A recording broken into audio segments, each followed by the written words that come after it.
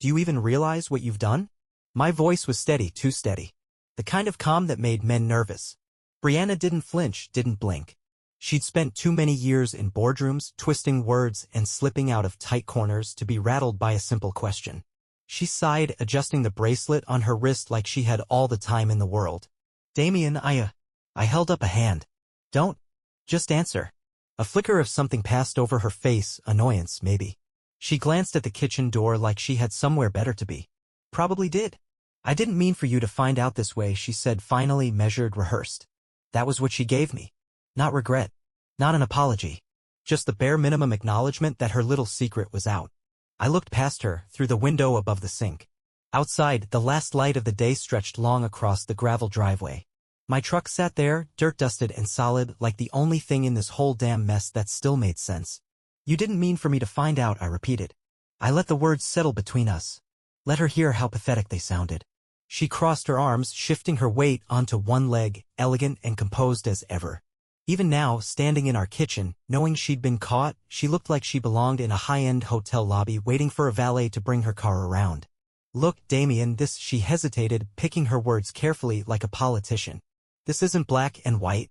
We haven't been happy in years. You've been distant. Closed off. What did you expect? There it was. The justification. The excuse wrapped in blame as if this was something I'd driven her to. I exhaled slowly. Who is he? Her lips parted slightly, just for a second, just enough to tell me she hadn't expected me to be this calm. Damien. Who? A beat of silence. Then she straightened, the mask slipping back into place. Rick Ingram. The name set between us, familiar and foul. Rick. The guy who patted my back in bars and called me brother. The guy who shook my hand every 4th of July barbecue. A smooth-talking financial advisor who spent his time selling retirement dreams to old men who should have known better. I nodded. Figured. Brianna blinked. That threw her. I saw the calculation in her eyes, the quick flicker of doubt. She had expected anger, shouting, maybe even a scene. But I wasn't giving her that. I stepped back, grabbing my keys from the hook near the door. You'll be hearing from my lawyer. Damien, wait. I walked out, the screen door slamming shut behind me. The last thing I heard before I reached the truck was her exhale, sharp and frustrated, like I had somehow inconvenienced her by not reacting the way she wanted. I drove. Not to anywhere in particular. Just out past the town limits, past the old sawmill, past the places that had once felt like home. The road stretched ahead, empty, the headlights carving through the darkness. I gripped the wheel tight. Thought about Rick.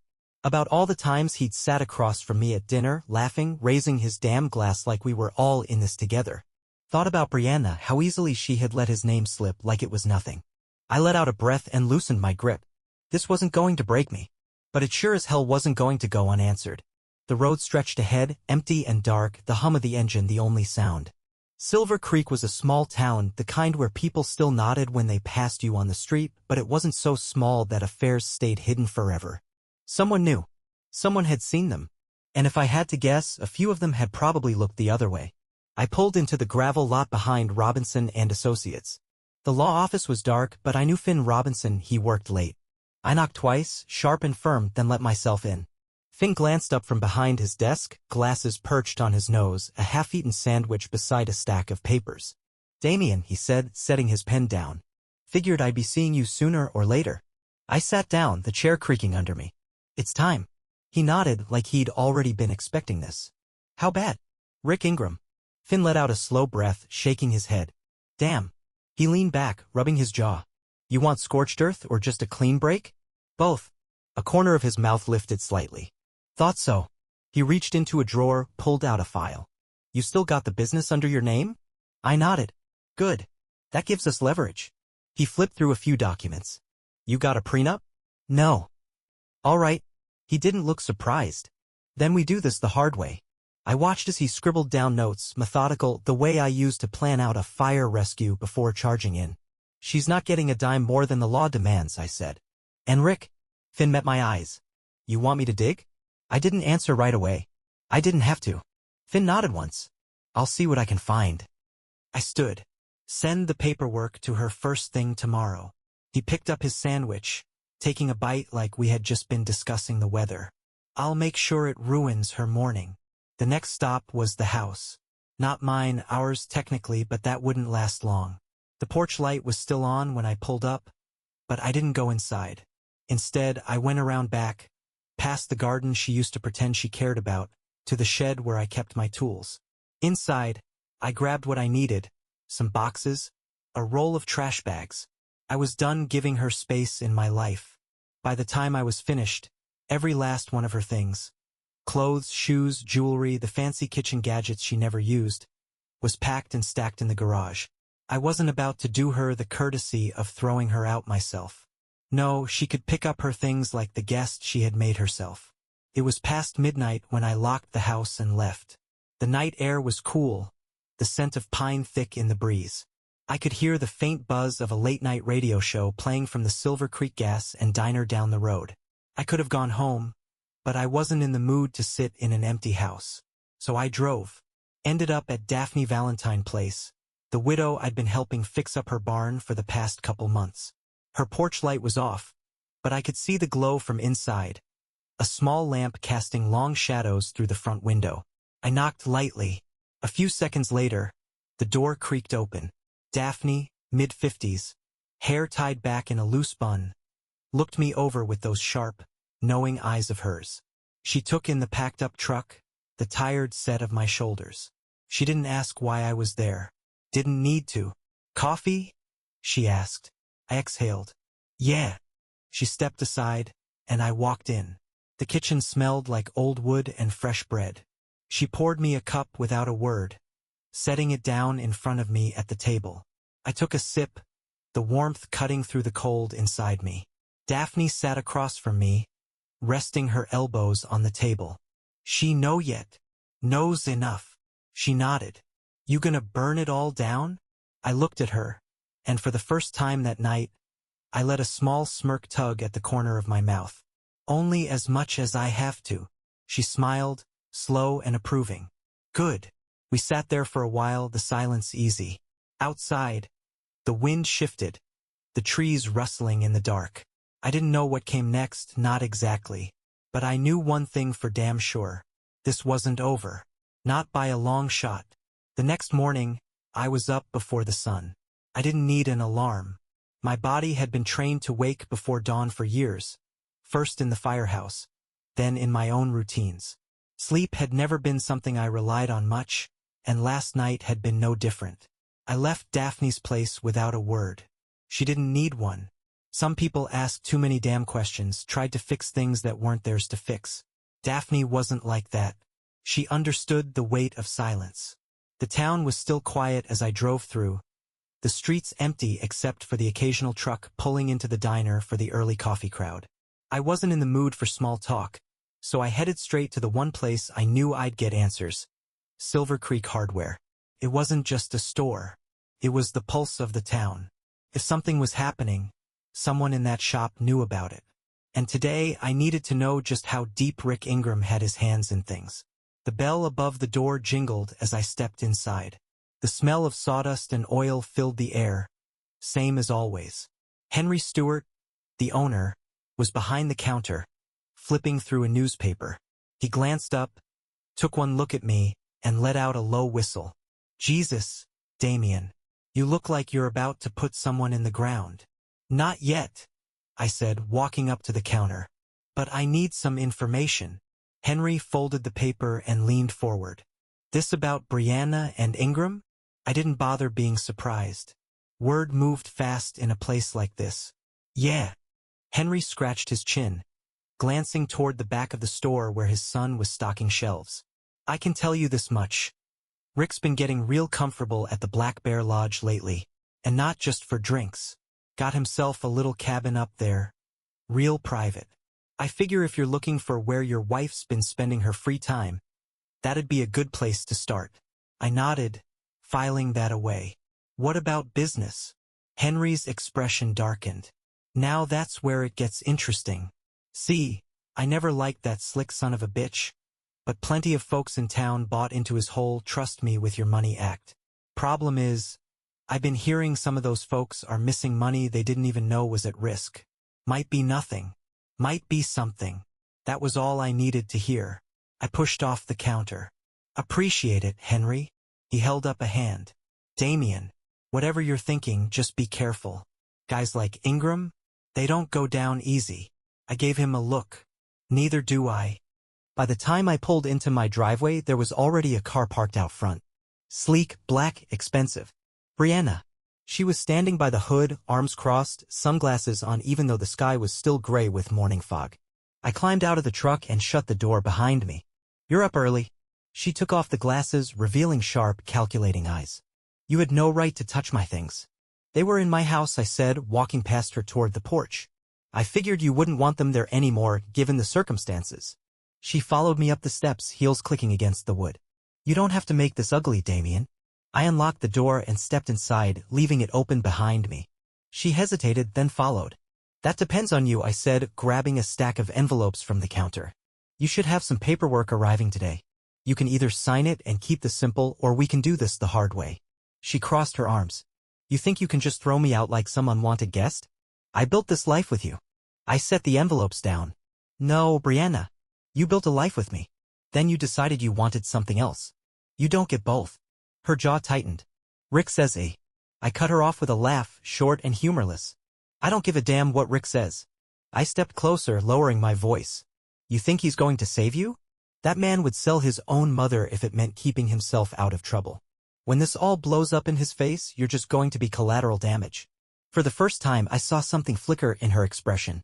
Doubt. Good. She took a breath, resetting herself, smoothing invisible wrinkles from her blouse. I didn't come here to fight. Then why are you here? She hesitated just for a second. To make you an offer.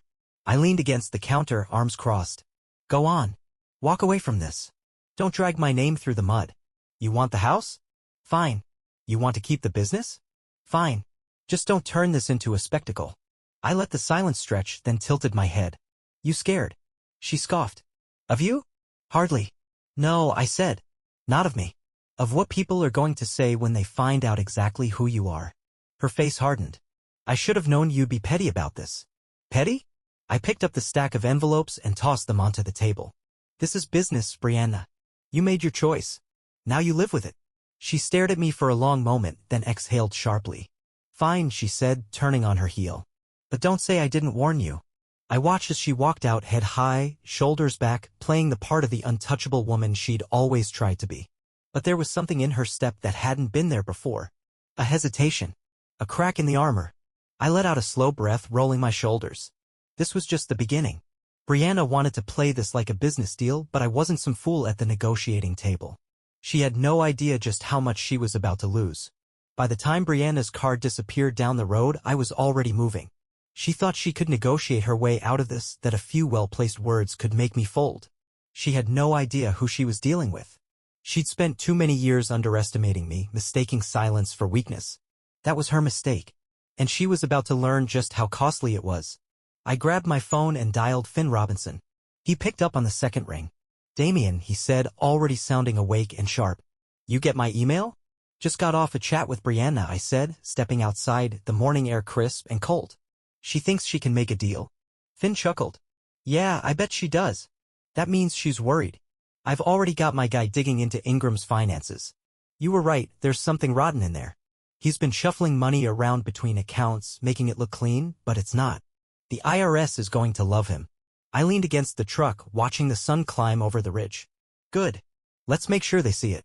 You want to go public with it? Not yet. Let him sweat a little first. I turned, eyes scanning the quiet street. But make sure it gets back to him that someone's looking. Consider it done. I hung up and tossed the phone onto the passenger seat. Rick was a cockroach, the kind that scurried when the lights came on. He'd built his reputation on charm and a handshake, convincing the town's wealthier folks that he was the guy to trust with their futures. If Henry was right and people were already missing money, then it wouldn't take much to tip the whole thing over. And Brianna? She had no idea she was tied to a sinking ship. I climbed into the truck and turned onto the highway, heading toward the Black Bear Lodge. If Rick had been keeping a cabin there, I needed to see it for myself. I kept the radio off, the silence helping me think. This wasn't just about the affair anymore. That part was already done. This was about control.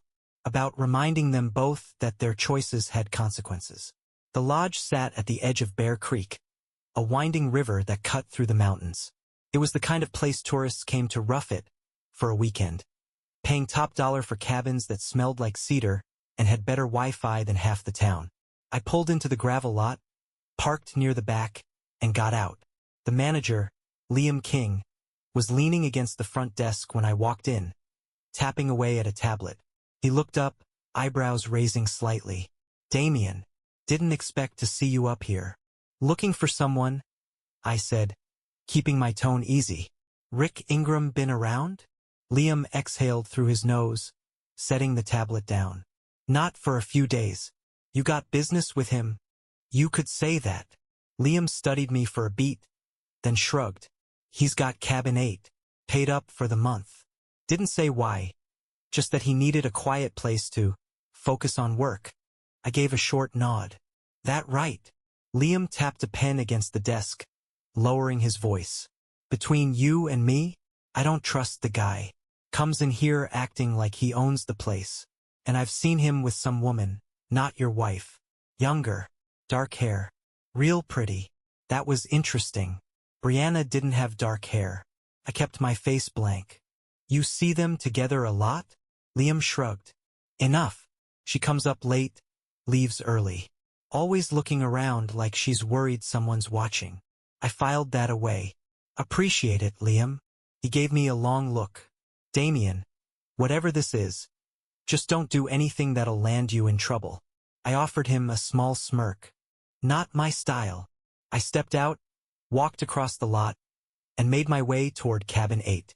It was tucked near the tree line, half hidden by pines, far enough from the others to give plenty of privacy. I scanned the windows, curtains drawn, no sign of movement. I knocked once. No answer. I knocked again, harder. Nothing. I tried the door. Locked. I took a slow breath and stepped back, hands on my hips. I wasn't about to break in, not yet.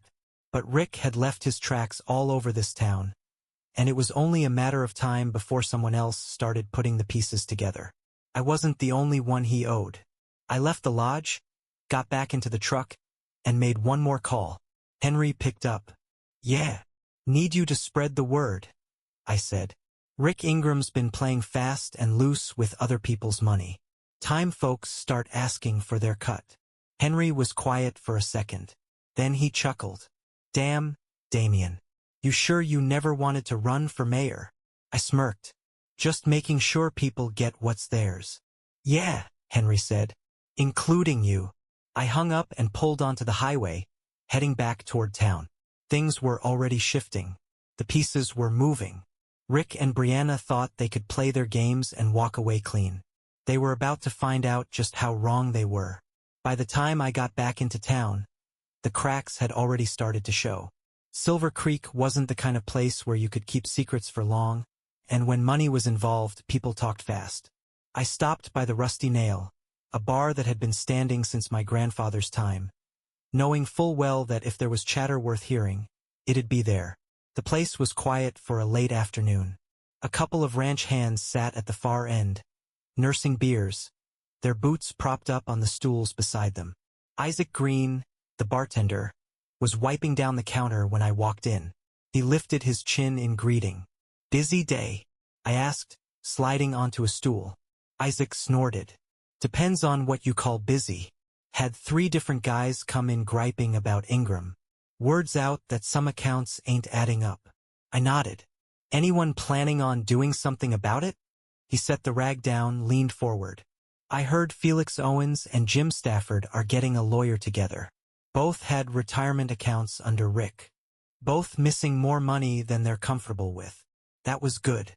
That was exactly what I needed. Rick's whole world revolved around trust, around the idea that people believed in his handshake deals. The moment that belief cracked, the whole thing would come down. Isaac poured me a drink without asking. "And then there's your wife." I lifted an eyebrow. "What about her?" "She was here last night. Didn't drink much. Just sat in the corner with her phone, looking pissed off." "Anyone with her?" "Not this time." He hesitated. "Damien, I get that you want to play this smart, but you know Brianna. If she feels like she's losing, she'll try to flip the board over.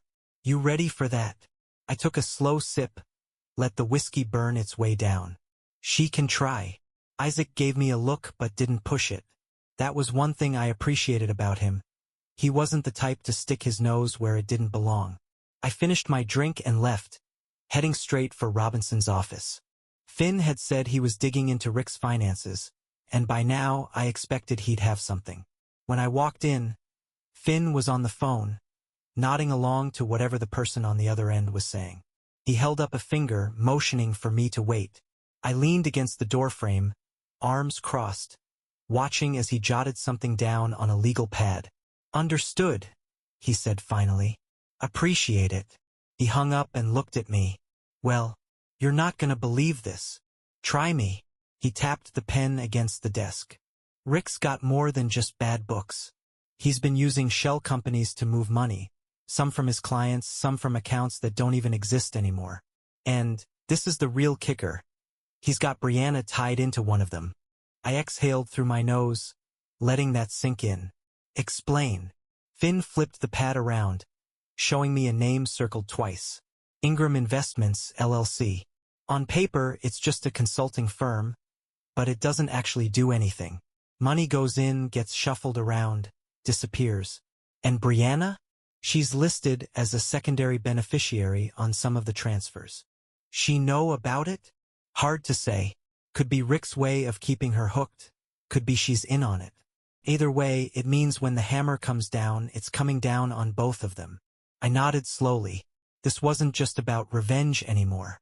This was leverage. If Brianna wanted to play hardball, I had just been handed the bat. Finn leaned back. "So, what's the plan?" I pushed off the wall. "Let's make sure the right people see this. And make sure Brianna knows exactly what's coming if she doesn't cooperate." Finn smirked. "Cold? Damien. I like it." I walked out feeling lighter than I had in weeks. This wasn't just about making them pay. It was about making sure they never got the chance to do this to anyone else again. By the time I pulled into my driveway, I had a message from Henry. I checked it, reading the short text twice just to make sure I wasn't seeing things wrong. "Meet me at the lodge. You need to see this." I turned the key in the ignition and headed back out. Something told me this was going to be good. The drive back to the Black Bear Lodge felt different this time. The pieces were falling into place, and I could feel the weight of it shifting. Rick and Brianna had built their little house of cards, and the wind was picking up. By the time I pulled into the gravel lot, Henry was already waiting near the edge of the cabins, hands shoved deep in his jacket pockets. He gave me a nod as I walked up. "Didn't want to say much over the phone. Figured you'd want to see this for yourself." "What am I looking at?" Henry jerked his chin toward cabin 8, the one Rick had been holed up in. "I got a buddy on staff here, does the maintenance work. He let me in earlier when he was fixing a busted water line. Rick's been cleaning house, Damien. He's pulling everything he can and getting ready to disappear." I narrowed my eyes. "You sure?" Henry pulled a folded piece of paper from his jacket and handed it over. "Flight confirmation. One-way ticket to Mexico. Leaving in 3 days." I scanned the paper. First class, direct flight, under Richard Ingram, departing out of Denver. He wasn't even bothering with subtlety. He was running. Henry shifted his weight, watching me. "What do you want to do?" I folded the paper and slipped it into my pocket. "Make sure everyone in town knows about this. I want every single person he's stolen from breathing down his neck before he even gets to the airport." Henry grinned. "Consider it done." I turned toward the cabin. "That door locked." Henry chuckled. "What do you think?" I stepped up to the door, tested the handle. Sure enough, it turned easily. I pushed it open and walked in, taking a slow look around. The place was a mess. Half-packed suitcases, clothes thrown over chairs, a laptop sitting open on the desk. The air smelled like stale whiskey and desperation. I walked over to the desk and glanced at the screen. An email was open, half-written. "Brianna, we need to move faster. Damien knows too much. I'm handling the money. You need to cover your end." I let out a slow breath. So she did know. That made things easier. I grabbed my phone and snapped a quick picture. Behind me, Henry let out a low whistle. "Damn. He really thought he was going to get out clean. Huh. Yeah," I said, slipping my phone back into my pocket. "And now he knows he won't." I took one last look around, then walked out, leaving the door open behind me. Let him come back and see it like that. Let him feel the walls closing in. By the time I got back to town, the fire had already spread. The diner was buzzing. Old men huddled in booths, murmuring about missing money and Rick Ingram skipping town. Jim Stafford was on the phone outside, pacing, his face red with anger. Felix Owens was inside talking to Henry, his expression dark. It was happening fast now, faster than even I expected. I pulled into my driveway and didn't even have time to step out before Brianna's car came screeching up behind me. She got out in a hurry, slammed the door, stormed up the steps. "You bastard," she hissed. I leaned against the truck, watching her. "Afternoon, Brianna." She threw a piece of paper at me. I caught it without looking. "You think you can just do this to me?" I unfolded the paper. A printed copy of the email from Rick. I smirked. "Guess you got my message." Her hands curled into fists at her sides. "You don't understand what you're doing." "No, Brianna," I said, pushing off the truck and stepping closer. "You don't understand. You bet everything on a man who's about to run. You tied yourself to someone who's been robbing half this town blind. And now? You get to go down with him." Her nostrils flared. "I can fix this." I let out a sharp laugh. "Fix it? You're finished, Brianna. The only question is how bad you want it to get." I held up the email. This is leverage. And I'm giving you one shot to make the right call." She swallowed hard, but I could see the gears turning in her head. "What do you want?" "Simple," I said. "You signed the divorce papers today. You don't contest a damn thing. You walk away and disappear." I stepped in closer, lowering my voice. "And in return, I don't make sure every investigator in the state is looking at your name right alongside Rick's."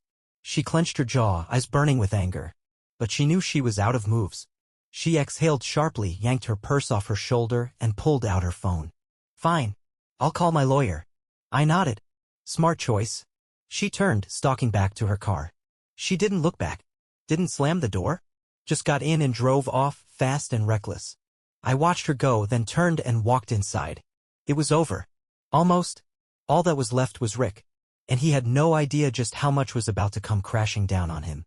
The town handled the rest. Once word got out about Rick's little financial shell game, it was over for him. Jim Stafford and Felix Owens weren't the kind of men to let a debt slide, and when they came knocking, they weren't alone. Half a dozen other investors showed up at his office, demanding answers, demanding their money. There was nothing left to give. By the time the authorities got involved, Rick was already on the run, his cabin abandoned, his fancy car nowhere to be found. Didn't matter. They picked him up in Texas 2 days later, trying to slip over the border with a fake ID and a suitcase full of cash. The feds didn't appreciate that. Turns out, when you steal from too many people, even your smooth talk won't save you. The papers called it a shocking financial scandal in Silver Creek, like it was some big mystery how a man like Rick had managed to fool so many people for so long. But not me. I'd seen through him from the start. Brianna left town before the dust settled. Sold the car, cashed out what little she had left, and vanished like a bad memory. I didn't ask where she went. Didn't care. Some people deserved a second chance. She wasn't one of them. Last I heard, she was shacked up in Denver, working her way through whatever rich men were dumb enough to fall for the same tricks I had. Didn't matter. She was someone else's problem now. 1 month after it all went down, I walked into the Rusty Nail, same as always. The place was packed, everyone still buzzing about the whole mess, but when I stepped through the door, a few heads turned. There was something different in the way people looked at me now. Like they'd always known I was solid, but now they knew just how much weight I could carry when it counted. Isaac poured me a drink before I even sat down. "On the house," he said. I took it. Nodded. "Appreciate it." Henry slid onto the stool beside me, smirking. "So, how's it feel?" I raised an eyebrow. "How's what feel?" He chuckled, shaking his head. "You burned them both down, Damien. Didn't even break a sweat." I shrugged. "Just made sure things landed where they should." He clinked his glass against mine. "Damn right, you did." Daphne showed up later, sat next to me without a word. She didn't need to say anything. Just gave me a small nod, like she understood exactly what I'd done, exactly why it had to happen. The bar hummed with conversation, with life moving forward. Outside, the wind carried the sound of laughter from the street, the kind of laughter that belonged to people who didn't have to worry about a man like Rick Ingram anymore. And me? I was done looking backward.